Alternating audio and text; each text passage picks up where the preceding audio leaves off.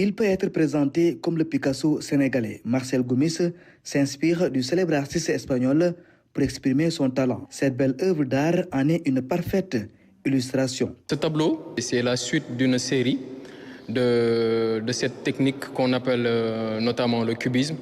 Donc c'est une technique qui a été initiée par Pablo Picasso. J'ai utilisé cette technique parce que, en fait, quand on fait des recherches, on arrive à comprendre qu'en fait Pablo Picasso en tant que tel s'est inspiré des masques africains. C'est donc un masque africain qui est illustré à travers ce tableau. Sur le cheminement de cette série de tableaux, illustre en fait une décomposition. Quand on parle de décomposition, c'est parce qu'à la base nous étions dans une construction, dans quelque chose d'assez logique, de compréhensible. Il y a ici une association de couleurs complémentaires qui viennent en fait mobiliser toutes ces figures géométriques qui s'entremêlent et qui en fait iront vers la construction de quelque chose de beaucoup plus logique.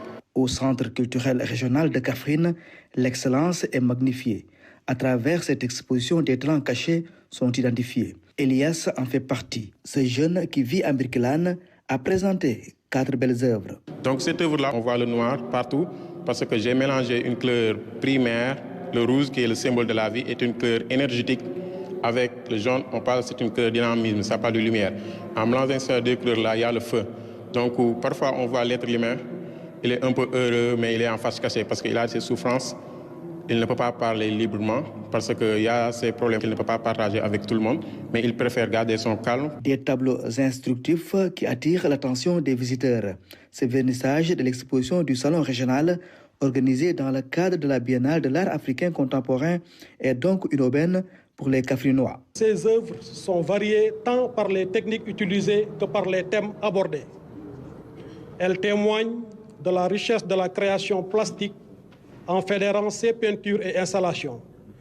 Nous participons activement au rayonnement culturel de la région. Pour cette raison, une communauté comme la nôtre se doit de soutenir les pratiques amateurs et de développer l'éducation artistique pour les jeunes et moins jeunes. Patrimoine culturel et art visuel, le portrait royal du Bleup est le thème de cette manifestation culturelle, une manière de rendre hommage au roi du Ndoukoumane.